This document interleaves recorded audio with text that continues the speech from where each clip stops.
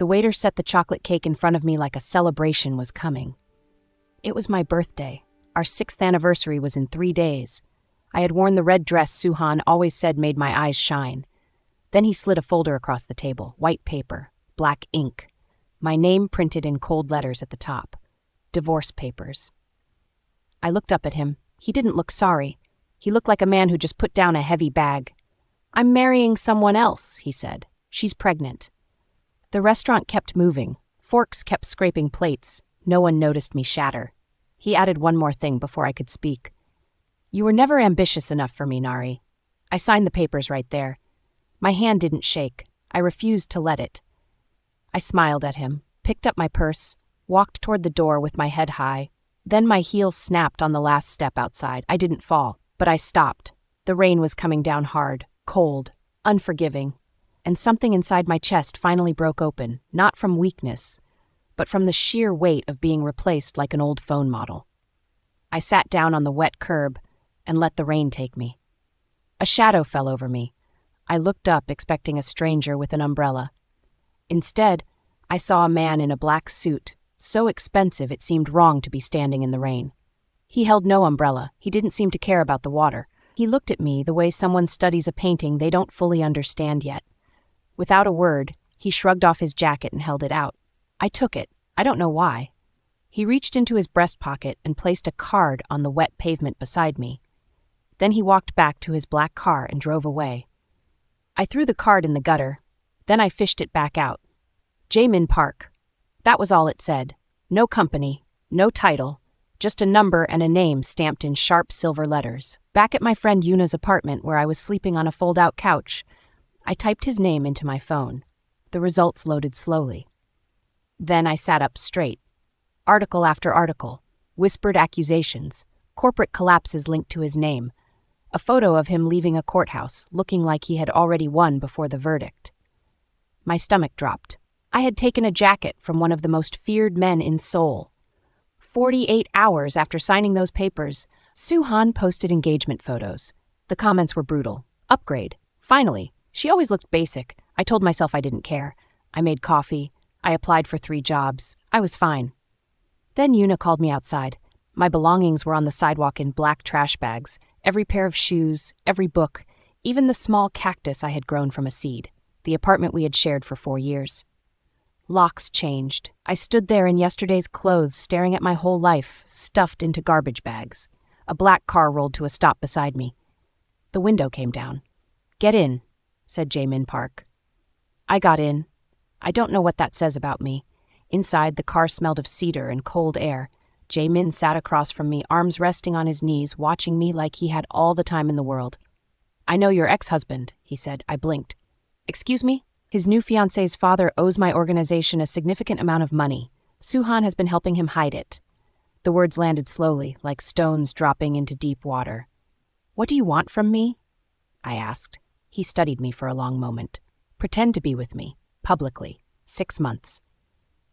I almost laughed. Then I saw his face. He was completely serious. I asked him why me. Of all people, of all women in Seoul. He looked out the window. "Because you have nothing left to lose," he said, "and neither do I." It wasn't romantic. It wasn't even kind. But it was the most honest thing anyone had said to me in years. He offered me a hotel suite for the duration, safety, a salary. "What do I get out of exposing Suhan?" I asked. "The truth comes out," Jaemin said. "That's usually enough." I thought about the trash bags on the sidewalk, about the birthday cake, about 6 years. "Fine," I said, "but I have one condition." My condition was simple, no lying to me. Whatever he was, whatever his world looked like behind closed doors, I needed the truth inside the arrangement. I'd had enough of beautiful lies. He paused before he agreed. That pause sat in my stomach like a warning. 3 days later, his team moved my bags into a suite on the 34th floor of a building I had only ever looked up at from the street. I stood at the window staring at the city spread below me. For the first time since the restaurant, I breathed. Then I signed the contract he presented. 6 months. No feelings. Clean exit. I told myself I understood what I was agreeing to. The charity gala was our first public appearance. Jaemin's team dressed me in a midnight blue gown. His assistant explained how to walk into a room beside him, where to stand, when to smile. I felt like a prop. But when we stepped through those doors and cameras flashed, something shifted. Suhan was there with his new fiancée on his arm. I watched his face find me across the room, watched the color drain out of it. I didn't smirk, I didn't look away. I simply held Jaemin's arm and smiled at someone else entirely. Later, a woman whispered behind me, "She's just his rebound. He destroys women." I filed that away. A journalist found me outside the gala. "Do you know who he really is?" she asked, pressing a business card into my hand. "People disappear around Jaemin Park." That night, I researched until 3 a.m. Corporate takeovers, silent wars between business empires, a name that appeared in court documents that never went anywhere. I told him I wanted out. He listened without interrupting. Then my phone rang. Suhan's name on the screen. "Who do you think you're playing with?" he screamed. His voice was shaking, less like anger, more like fear. Jaemin, still watching me, said quietly, "You're safer with me than without me." I stayed. 2 weeks into our arrangement, Suhan showed up at my hotel. Drunk. Eyes red. He grabbed my wrist in the corridor and started screaming about his reputation, about his father-in-law's business, about everything falling apart. I tried to pull away. Then the elevator opened. Jaemin stepped out. He didn't raise his voice. He didn't move quickly. He simply walked over, looked at Suhan the way you look at something unpleasant on your shoe, and said, "If you touch her again, you won't have hands." Suhan left so fast he forgot his jacket. I stood in the corridor shaking, not from fear this time, from something else entirely. Someone had chosen my side.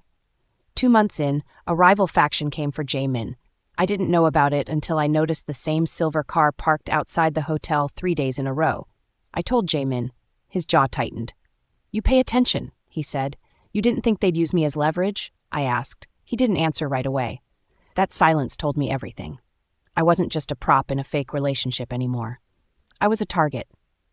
Being close to him had painted something on my back that I couldn't see, but everyone else could. The arrangement had changed. I just hadn't signed anything new. They took me on a Tuesday morning. I was buying coffee 2 blocks from the hotel. A van.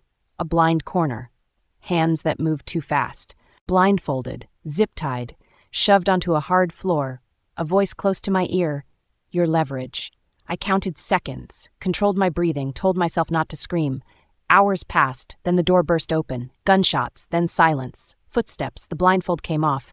Jaemin crouched in front of me, cutting the zip ties with a small blade. His expression gave nothing away. Completely unreadable. But his hands were shaking. I noticed that. I didn't say anything, but I noticed. Back at the suite, I told him I was done. "I didn't sign up to die," I said. This was supposed to be simple. He stood by the window. He didn't argue, didn't beg. "If you leave," he said slowly, "I can't protect you anymore. They already know your face." I walked out anyway. I made it 3 days. Then I found out who had given the rival group my schedule, who had told them exactly when I'd be alone and where. Suhan had sold my location. For money. I sat holding that information until my hands stopped trembling. Then I stood up and went back. I didn't go back to hide. I walked into Jaemin's office, sat across from his desk, and said, "I want in." He stared at me. "No," he said. "Then let me show you something first." I opened my laptop. Before the marriage, I had worked in corporate finance. I knew how to read structures that were meant to be invisible. I had spent 3 sleepless nights finding a fracture in his rival's shipping company, buried in quarterly filings, quiet and devastating. I turned the screen toward him. He looked at it for a long time. When he looked back at me, something in his expression had changed completely. He let me help. Not with anything dangerous, with what I actually knew. Numbers, paper trails, the architecture of how money moved when people tried to hide it. Together, we built a legal corporate move that quietly gutted the rival's shipping operation from the inside. No weapons, no threats, just strategy. Within 2 weeks, they lost millions. Suhan's new father-in-law, already under pressure, pulled his backing entirely. Suhan's engagement collapsed 3 days later.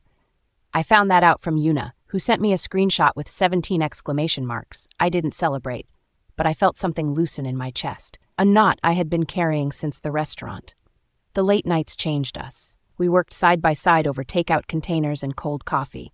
He explained the parts of his world I didn't understand. I explained the financial structures that even his best people had missed. One night he said something that stopped me cold. I saw you that night in the rain because I recognized something. I waited. Loneliness, he said. The kind you carry when you've been invisible for so long you almost believe it. I looked at him, really looked. Behind the cold eyes and the expensive suits was a man who had spent years being feared by everyone and known by no one. For the first time, I saw past the myth. Soo-han wasn't finished. He released edited photos online, images cropped and captioned to suggest I had been unfaithful before the divorce, that I had ended the marriage, not him. My phone flooded with messages, not with support, with judgment. Jae-min offered to handle it. No violence, I said immediately. He looked at me for a long moment. What then? The truth, I said. I have bank records, message logs, and 3 years of financial documents showing exactly what Soo-han and his father-in-law were doing. Let's give that to someone who knows what to do with it.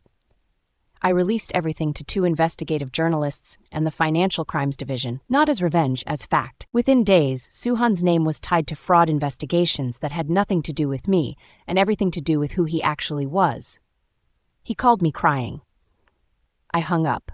Jae-min watched me from across the room. You didn't need me for that part, he said. No, I agreed, but I needed to be somewhere safe while I did it. That night, I found files on his desk left out by mistake. A name I didn't recognize, an engagement announcement dated 7 years ago, a death notice dated 6 months later. I asked him about it directly. He was quiet for a long time. Then he told me he had been engaged once. She was gone because of who he was and the enemies his name attracted. He had carried that loss ever since, not with guilt exactly, but with a wall. Deliberate, permanent. That's why you keep distance, I said. It's cleaner that way, he said quietly. I understood then why every soft moment between us was followed by him pulling back. He wasn't cold, he was careful. Loving him would not be simple or safe. I sat with that all night. By morning, I already knew my answer. The rival's leadership reached out to me directly. A meeting, neutral ground, an offer, walk away from Jae-min, provide a statement, and they would guarantee my safety and a clean exit from everything. Stay, and I remained a target indefinitely. I told Jae-min about the offer that same evening. He went very still. You could take it, he said. I know, I said. Nari, I'm not leaving, I said. But I'm not hiding either. I want to help end this properly. No more running. Tell me what you need. He looked at me for a long time. Then he pulled out a chair at his desk and said, Sit down. We built a sting from the inside out. I used my access to the rival's financial records, obtained legally through the fraud investigation I had already triggered, to map every transaction back to their leadership. Working with Jae-min's legal contacts and 2 prosecutors building their own case, we handed them evidence they couldn't ignore. The rival boss was arrested on a Wednesday afternoon. No guns, no blood, just intelligence, patience, and a paper trail that told the whole story. Jae-min looked at me when the call came confirming the arrest. He looked at me like I was something he hadn't expected to find. Soo-han came to my door one last time. Not angry, not drunk, just hollowed out. His career was gone. The fraud case had taken everything. His fiancée had left. He stood in my doorway looking like a man who had finally counted the cost. Was I really that bad? He asked. I looked at him, the man I had given 6 years to, who had slid divorce papers across a birthday dinner table without flinching. You were weak, I said. I closed the door. For the first time since that rainy curb, I felt nothing when I thought of him. Not anger, not grief, nothing. That was the real ending. 6 months arrived quietly. Jae-min placed the contract on the table. The renewal page was blank, waiting. You're free, he said. His voice was steady, but something underneath it wasn't. I looked at the unsigned page. At him. At the city beyond the window where we had built something I never planned for. I picked up the contract and tore it in half. I'm not staying because I need protection, I said. Silence. I'm staying because I love you. He stared at me. For once, the most feared man in Seoul looked completely unprepared. You were supposed to be strategy, he said finally. I know. You became everything. 1 year later, I run the legitimate corporate division of his organization. Clean money, real work. The kind of restructuring I was always good at but never had the platform to prove. Tonight we are at a charity gala. Same venue where Suhan once watched me arrive on Jaemin's arm and went pale. A reporter asks, "Is he still ruthless?" I glance at Jaemin beside me, the man whose hands shook while cutting my zip ties, who told me I became everything. "Yes," I say. Then I look at him, but never with me. I swore I'd never love again. I just didn't know the man who'd changed that was the one the whole world feared most.